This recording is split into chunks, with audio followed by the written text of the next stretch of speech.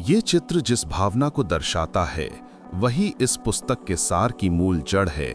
एक व्यक्ति जो शायद जीवन की उलझनों, विचारों के तूफानों और मन के भारी बोझ के बीच बैठा है, अपने चेहरे को ढककर भीतर की ओर डूबा हुआ, जैसे वो किसी अनकहे संघर्ष, भारी मनोभाव या गहरी आत्मचिंतन की अवस्था से गुजर रहा हो।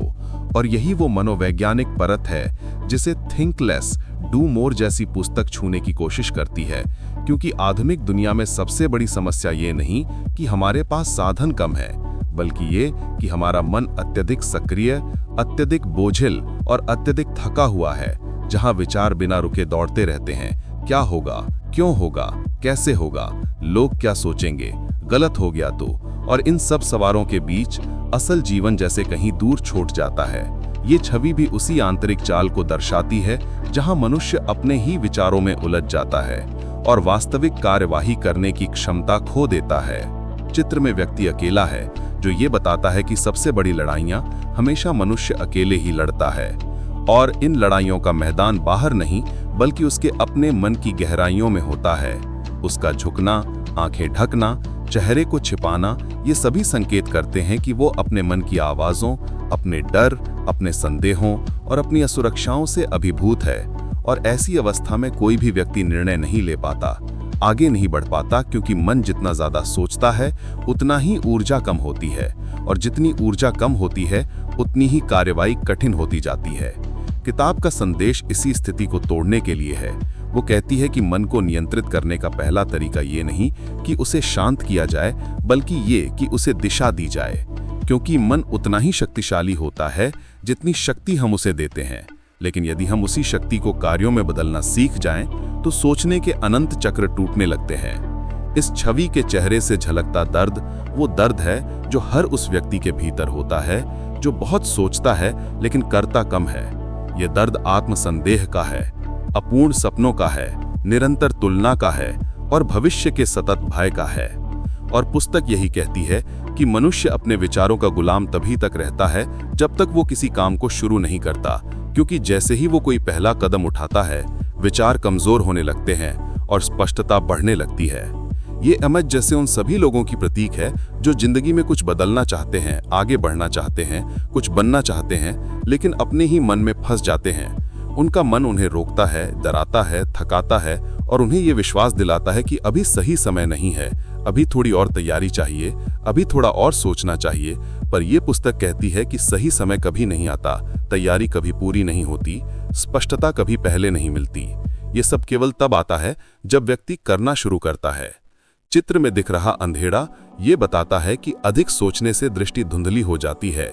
सोच की धुंध व्यक्ति को उसकी ही शक्ति भूलने पर मजबूर कर देती है, लेकिन जैसे ही छोटा सा कदम उठाया जाता है वो धुंध धीरे धीरे हटने लगती है।